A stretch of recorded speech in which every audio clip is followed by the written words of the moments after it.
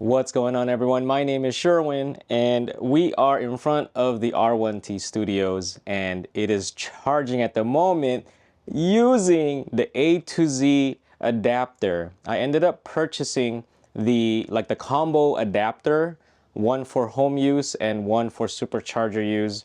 I know Rivian's finally sending those adapters out for free, but I wanted to get my hands on it sooner than later because today we are going on a road trip, and it is not sponsored, but I just wanted to mention that I got my A to Z adapter. And so there was a couple of settings I needed to fix or adjust on the Tesla app with my home charger that I'll be sharing with you. But if you want me to do a separate video just focusing on the adapters, do let me know and I'll make that for you. But right now we are at 62% state of charge, or 223 miles. We will be going to the winery that we've gone to before, and also we will be staying the night at Harrahs in Valley Center, which we also went before. So I have videos on those if you want to go check it out.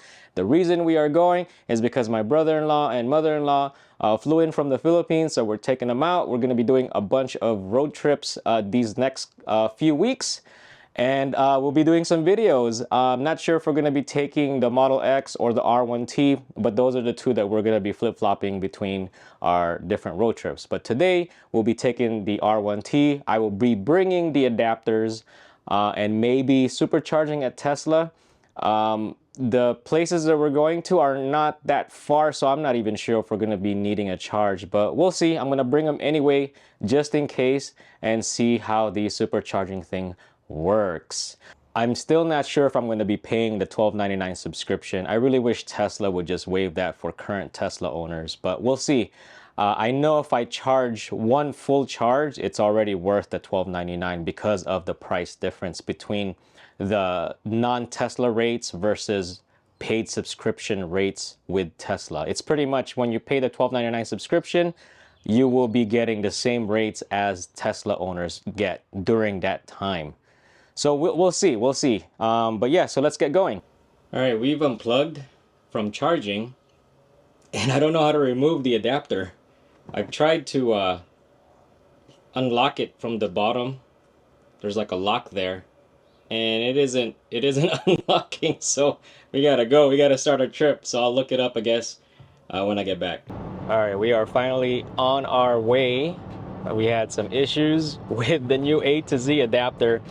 I couldn't remove the adapter off of the Tesla charger at home, and I had called tech support, and a lot of the people on tech support are in a meeting. But I'm gonna tell you, Canadians are very friendly. Oh my goodness. Just experienced it firsthand. But we had to go. I left the adapter plugged in. I just wanted to make sure that it's safe for me to just leave it like that, and they said it was, as long as it's not turned on, and you know, but it should still be safe anyway. But it looks like the locking mechanism may be an issue. But they're gonna give me a call back or email me back. So hopefully we can figure it out, because what ended up happening is I can now charge the Rivian, but now I can't charge the two Teslas in the garage. But yeah, so we're just gonna head on to our trip and see what happens. We left with 64% state of charge. I don't know how many miles that is. I think it's like 200 something miles. But let's see if we're gonna need to charge, because this is a pretty big battery and can go pretty far. So let's go. All right, we are back here at Wilson Creek Winery. I'm a little bummed, to be honest with you, about what happened with that A to Z adapter. Yeah, I don't know if I wanna use the other adapter now.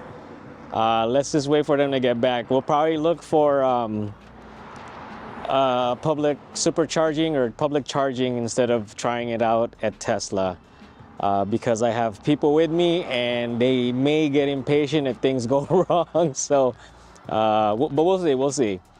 But right now there's still a good number of people for a midday, but I'm like hungry. It's lunchtime and I'm hungry, and they got pretty good food here. Man, last time I said that, I think I jinxed it when we were in Mandalay Bay. They got good breakfast here, and it ended up not being good. But we have eaten here before, and we loved it. So we're gonna go and check it out. There's some vineyards there. But like I said, we have been here before and have done a video. If you haven't checked it out, please check it out. All right, so this is their barrel room. And last time we were here, they were like under construction. So I don't know if they're still under construction, but this is where they have a bunch of barrels with wine in it. And it's cold in here.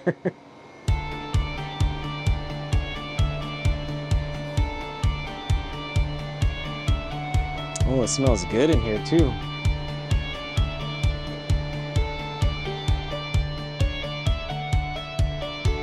Oh, I think they still are under construction.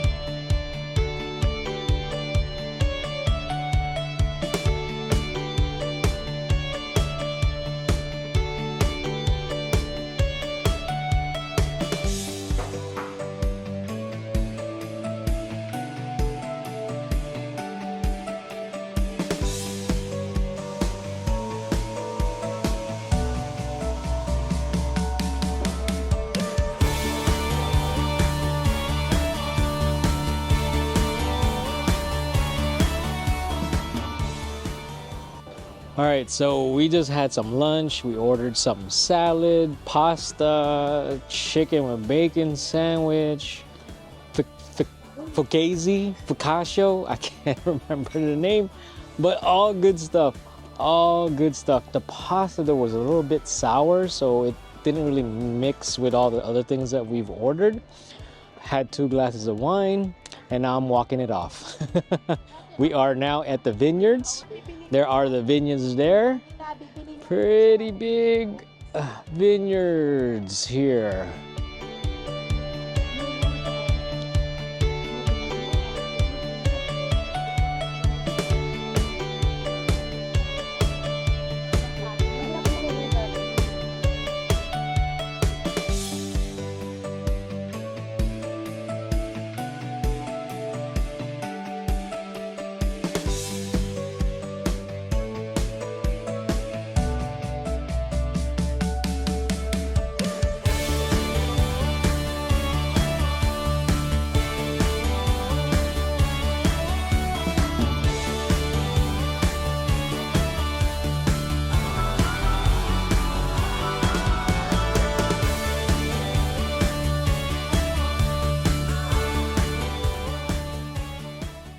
So this is the vineyards of Wilson Creek. It's pretty nice up here, a little breezy. Weather's not too bad, not too hot, not too cold. Probably floating in the 70s.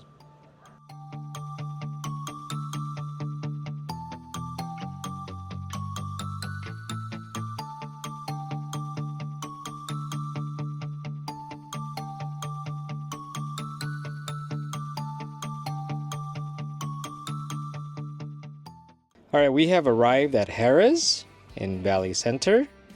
We have driven 89.9 miles, 2.88 miles per kilowatt hour, and used up 31 kilowatt hours. There is a Blink charging station here. It's like 6 kilowatts. I think it's like 49 cents. There is, I think, a plug downstairs. It might be free, but it looks like it's full. There's like a Prius there and several Teslas. But for now, I think we're just gonna charge for a little bit. I don't like the parking situation here. Everything is really tight. I don't know, but I want to charge just for a little bit, even though it's more expensive, but at least it's convenient. Okay, so I had to park somewhere else. This is actually a free charging place, but it's like 110. But we have a Prius plug-in, Ford Escape, and a couple of Teslas, but these are all 110. It's free, 14 amps and like 1.3 kilowatt in speed. So we're gonna be here overnight anyway, and it's free. And the other place, I couldn't figure out how to do the charging with the Blink app. My goodness. So I might as well just park here and yeah. So check this out. This is the plug I'm sharing with the Prius. And yeah, there's a couple of plugs here. So free is free, can't complain. All right, we are here in our room. We're on the 11th floor. Bathroom's pretty cool. I love tubs, you know me. And we got a separate shower there. And we have 2 beds. This is where we're gonna be hanging out for the night. And this is our view over here, facing the mountain and the brewery. All right, check that out. There's like a trail down there, and the brewery is down there. If you recall from the previous video, I was down there in the parking lot where I was doing part of the video. And then this room is also including your own refrigerator. It's empty, but I got my provisions already in there for the night. Got 3 bottles right there ready to go. So we are walking around trying to work up an appetite. It is around 7 o'clock in the evening, and I'm still full from the meal we had at the winery. Now, the reason why we are out here just hanging out, actually there's several reasons. We're taking out my mother-in-law and brother-in-law because they've never been here before, and it's also Abby's birthday month, and that is why we got comped free rooms because of her birthday month. So we're gonna hang out and see if there's any food, good food to eat here.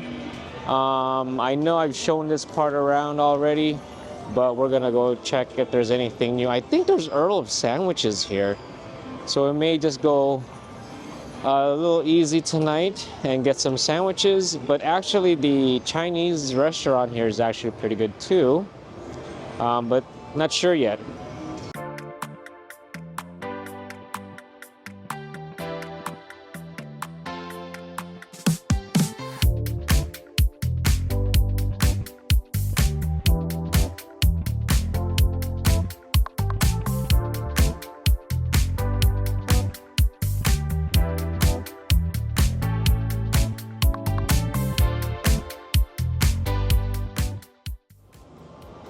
Well, they are temporary closed.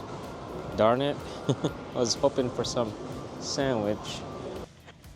All right, so we are back in the R1T studios. We've been charging since like 4 p.m. yesterday. Let me look at my picture. Yeah, so I plugged in at 3:57 p.m. at 141 miles. At 39% state of charge, and right now we are at 188 miles. We've added 19 kilowatt hours, and we've been adding 2 miles per hour on this slow charger, and we've added 46 miles and been charging 17 hours and 39 minutes. Now I moved down here because, as I mentioned before, it was very confusing at the Blink charging network. The parking slot had blue lines across it, so I didn't even know if it was like a handicap stall or anything. But it was in front of the charging box. And so then I moved just in case, because I didn't want to block someone's parking. I moved to another parking, and it had an older Blink box and could not figure out which like receptacle is it from the app. So I said, you know what, screw it. Let's just park at the slow charging section. There was one available spot, and we're gonna be here overnight anyway. And otherwise, worst case, then we'll just find a charging network outside of here. So that's where we're at right now. We ate some Chinese food last night. Man, things are just really, man, it's really expensive. So, and then we are just getting some coffee. I put some luggages in the truck. I'm gonna head back out there and get some coffee before we head on out. But the good thing about this trip, free charging, free charging.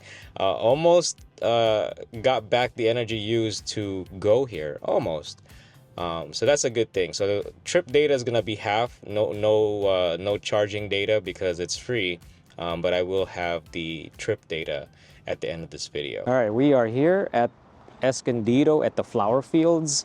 There is actually a Tesla supercharger stations here. It's next to the outlets as well as EVgo. But when I looked at the app, it was 61 cents per kilowatt hour, and EVgo is at 58 plus I get my 20%. Wait a minute, you mean to tell me it's cheaper to charge at EVgo? I don't really need to charge. But if we're gonna stay here, I may consider charging. It is only a 50 kilowatt speed at EVgo versus Tesla at 250.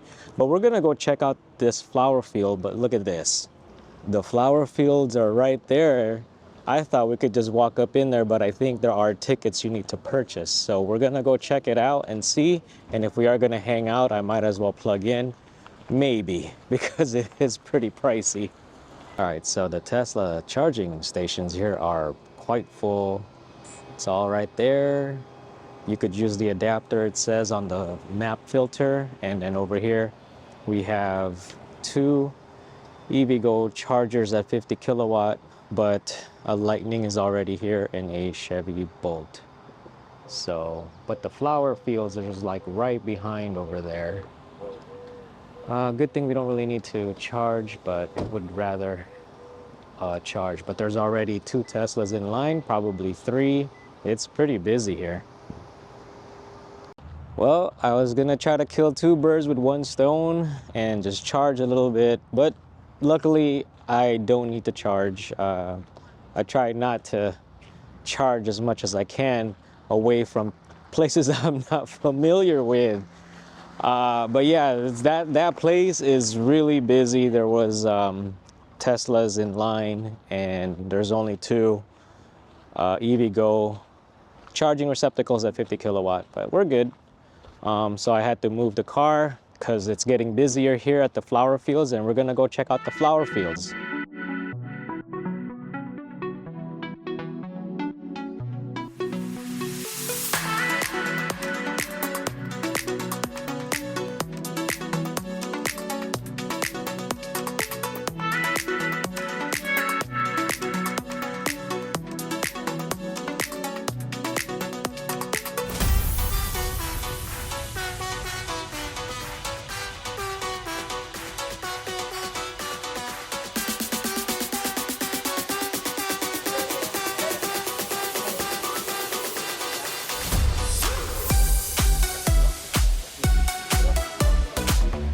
They got a wagon ride here that will take you all around the area. It's $8 per person. It's not included with the entrance fee.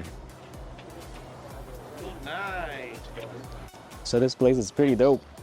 It's big too, and the flowers are so beautiful, and the colors and everything. My goodness.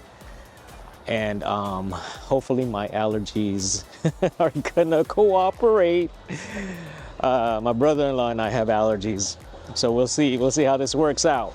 But yeah, check this out.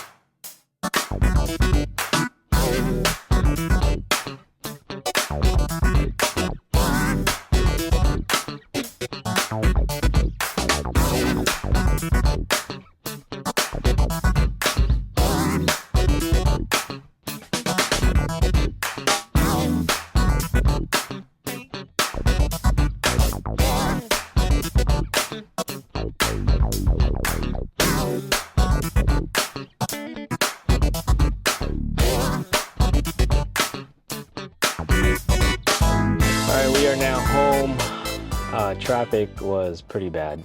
The stats are 227.1 miles, 2.8 miles per kilowatt hour, 81 kilowatt hours used for the trip. 38 miles per hour is our average speed, because again, traffic sucks. And I drove 5 hours and 55 minutes. We are currently sitting on 13% state of charge with 46 miles left on the battery. Woohoo! That's pretty good for me. I'm usually like concerned. For whatever reason, I'm not as concerned being on low state of charge with the Rivian compared to with Tesla. And I don't know what it is, but maybe it's because I can see the percentage and the miles on the same screen. Maybe that's what it is. I don't know. But yeah, so it's been a good trip. I hope you've enjoyed the stuff that I've shared with you on this video. A2Z has been in contact with me, and I actually spoke with the CEO of the company, Amin.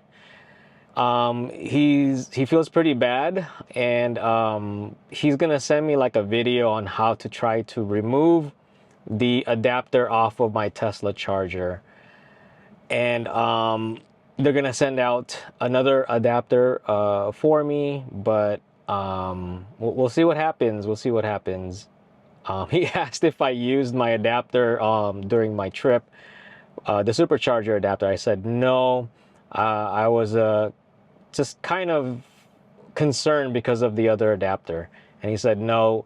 We've tested the other adapters on that batch, and he said that only one other adapter was having similar issues like mine. So, but we'll see what happens. I will do probably a separate video on just the adapter alone of usage and what I think about it. So one thing I wanted to note and mention is 2.8 miles per kilowatt hour is equivalent to 357.14 watt hour per mile, which is like Model X territory for our experience. And this is great, but keep in mind, when we went to San Diego compared to when we do our Las Vegas trips, that's how much, because San Diego isn't like uphills and downhills.